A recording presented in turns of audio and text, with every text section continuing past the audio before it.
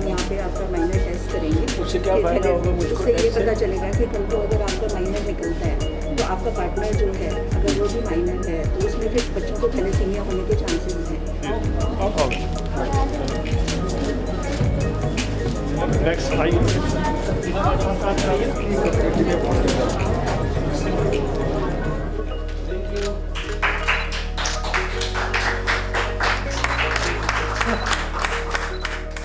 Indian Red Cross Society के secretary general Shri R.K. Jain साहब, हमारे मैनेजिंग कमेटी के एक प्रमुख सदस्य doctor S.S. Agarwal, doctor Vanshali Singh जो डायरेक्टर हैं ब्लड बैंक की, थैलेसीमिक इंडिया के हमारे Deepak Chopra ji, Shri N.K. Singh ji, Shri Manish Chaudhary ji, doctor Suresh Malik ji, I don't know how many are here and they are here. Yes, I think क्योंकि मास्क में थोड़ा सा बट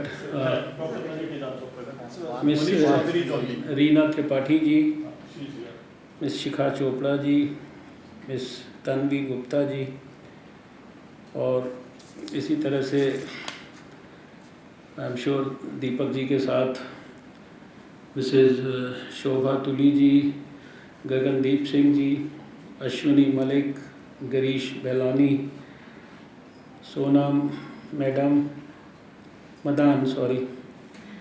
स्वाति टुटेजा जी, राहुल वाही, भूमिका लुथरा, विपुल भगत, उमेश नागपाल जी, और जैसा अभी बताया R.K. जैन साहब ने, बहुत सारे स्क्रीन पे नज़र आ रहे हैं सारे देश भर के हमारे गवर्निंग बॉडी के मेंबर्स, 89 ब्लड बैंक्स के इंचार्ज, सभी हमारे इंडियन रेड क्रॉस की स्टेट ब्रांचेस के पदाधिकारी।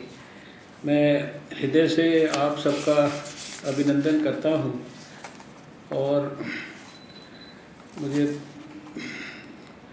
कुछ लोग रह गए होंगे जो शायद मुझे पता नहीं कि वो हैं कि नहीं हैं, लेकिन मैं हृदय से आप सबका बहुत बहुत धन्यवाद करता हूं कि आप सब एक छोटा कार्यक्रम है लेकिन बहुत महत्वपूर्ण कार्यक्रम है, अत्यंत आवश्यक और संवेदनशील कार्यक्रम है। मुझे बहुत आनंद की अनुभूति हुई आज, क्योंकि ब्लड से जुड़ा हुआ कोई भी विषय, उसको सबसे पहले अगर देश या दुनिया में होना चाहिए तो वो इंडियन रेड क्रॉस में होना चाहिए।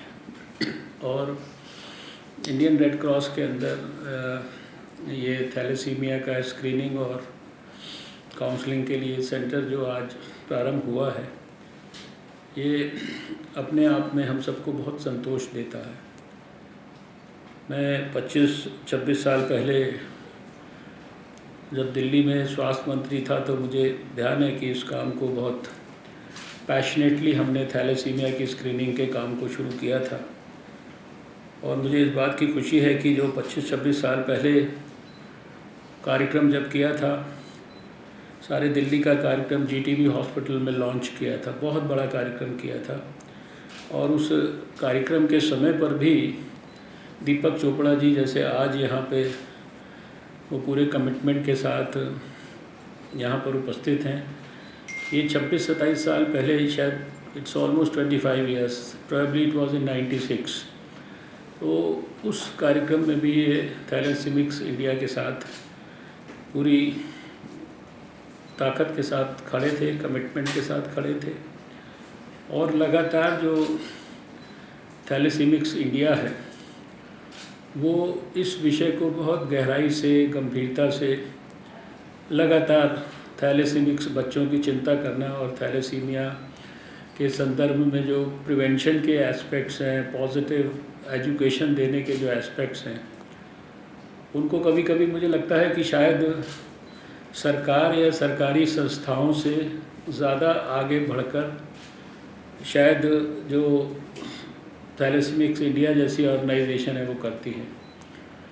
और इस नाते जब ये आज यहाँ पर एक नया स्क्रीनिंग सेंटर खुला है तो मुझे अत्यंत संतोष की अनुभूति हो रही है।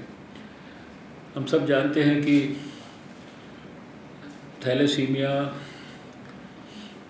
एक प्रकार का ब्लड का डिसऑर्डर है, हीमोग्लोबिन का डिसऑर्डर है, सिकल सेल एनीमिया भी इसी प्रकार का डिसऑर्डर है, जेनेटिक डिसऑर्डर है। और सही प्रकार से अगर उसको हैंडल किया जाए, उसकी एजुकेशन ठीक से दी जाए, उसकी स्क्रीनिंग ठीक से की जाए, उसके जो कैरियर्स हैं उनकी ठीक प्रकार से जिसे कहते हैं सर्च कर लिया जाए और फिर सर्च करने के बाद सही एडवाइस दे के ठीक ढंग से फॉलो अप किया जाए तो इस बीमारी को पूरी तरह से हम प्रिवेंट भी कर सकते हैं।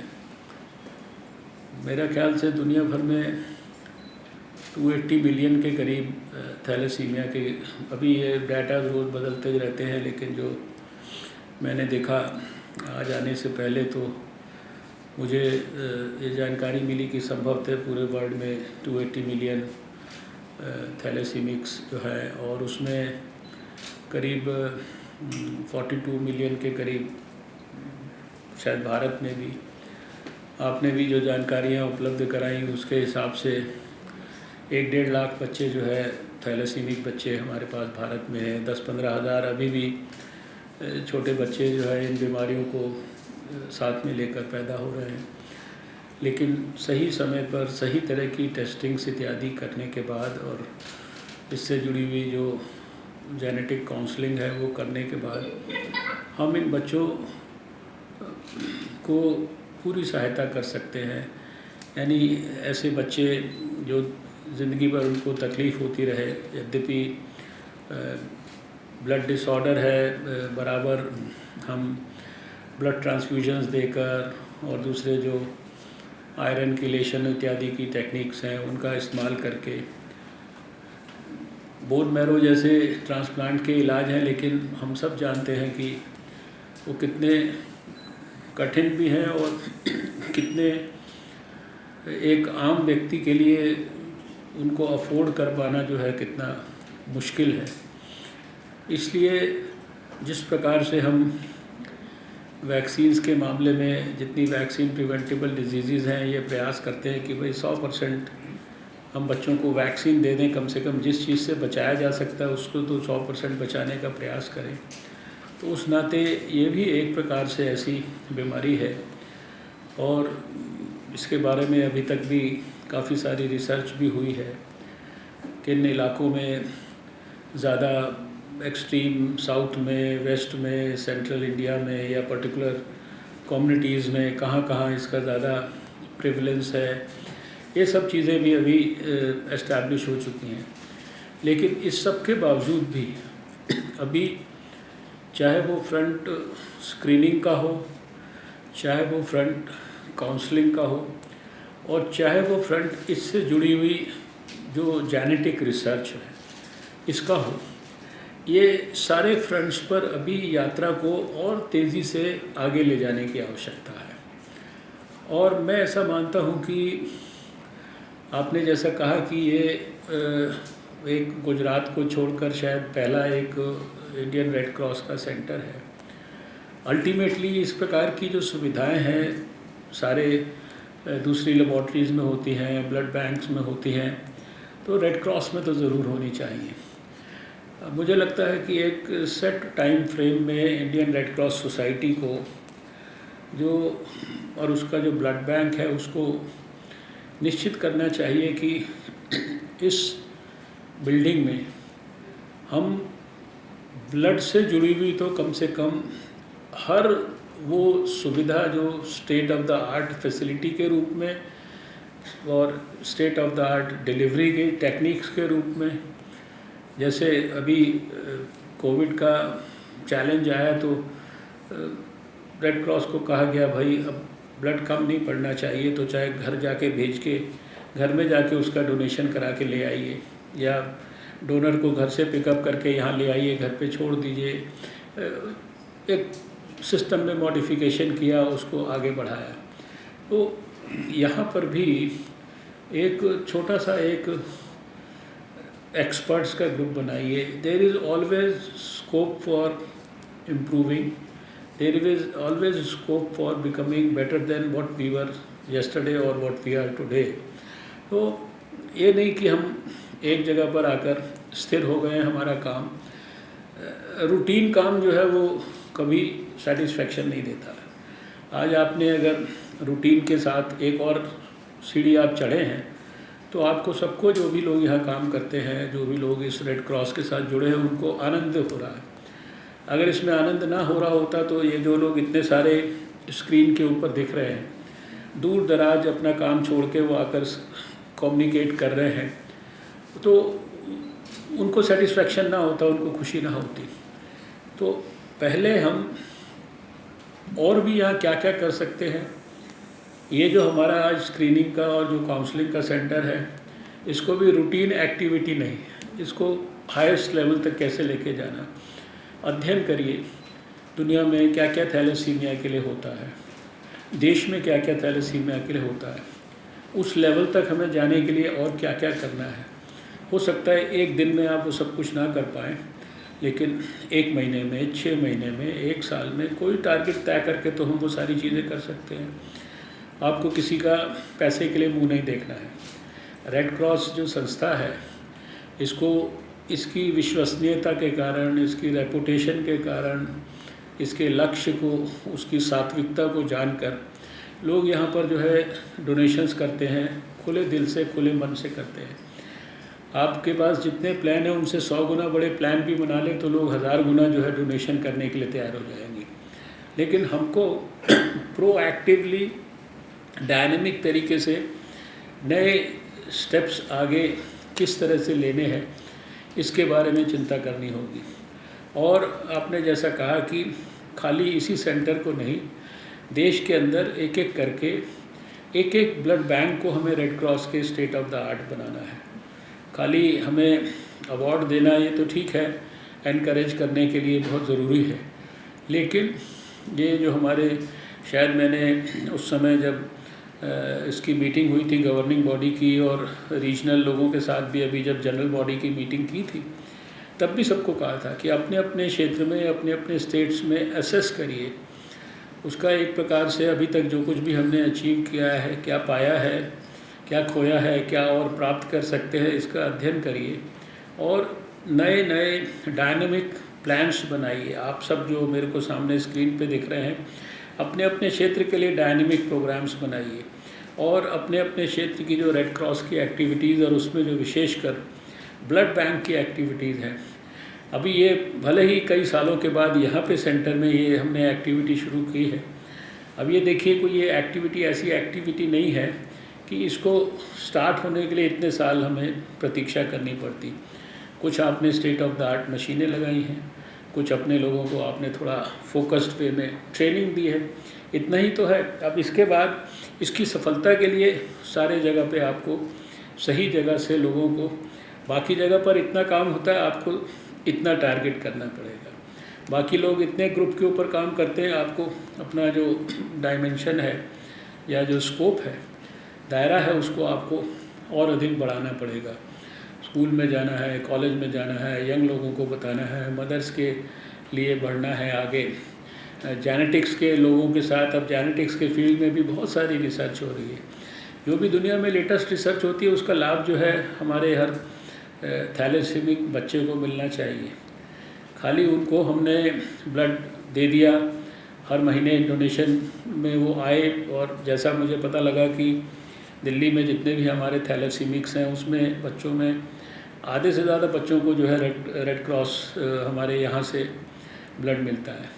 लेकिन इसके अलावा भी क्या नया कुछ हो रहा है, उससे इन बच्चों को हमें क्या हम और बेहतर इनके लिए कर सकते हैं, कैसे इनकी लाइफ को और स्मूथ बना सकते हैं, कैसे इनके जो कोई भी जैसे रिस्क होते हैं किसी भी तरीके के, अब आप आयरन का कीलेशन करते हैं, सब करते हैं, इसलिए करते हैं, बार बार ब्लड देते हैं, दूसरी चीज़ें होती हैं, कई किस्म के कोई डिसऑर्डर्स वगैरह होते हैं, कोई स्प्लीनिक और ये वो।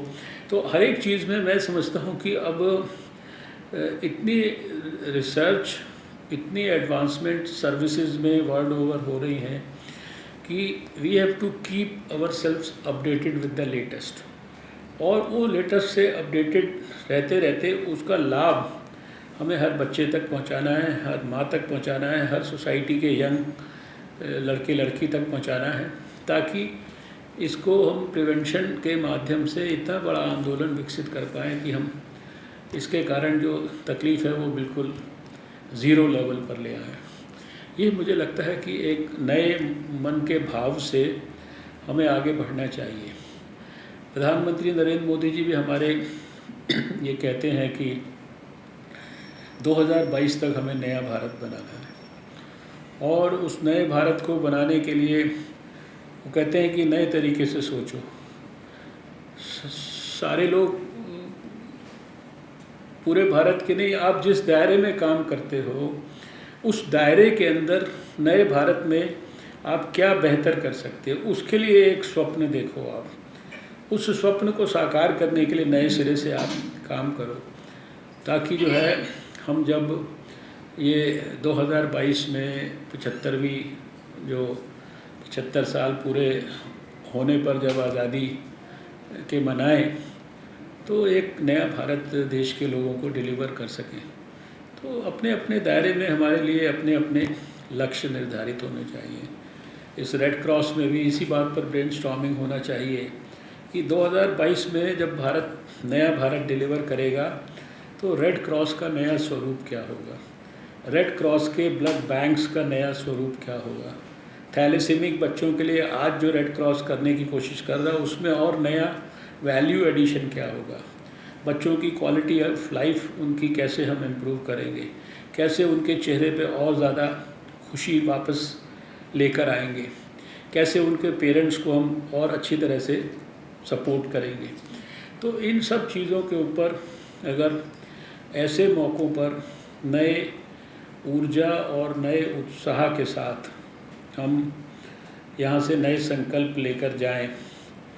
बहुत भावुक होकर 2017 के अंदर शाम को 6 बजे प्रधानमंत्री नरेंद्र मोदी जी के उस भाषण के अंदर मैंने अपने कानों से सुना, जब उन्होंने कहा कि इमेजिन करो कि अभी 1942 है।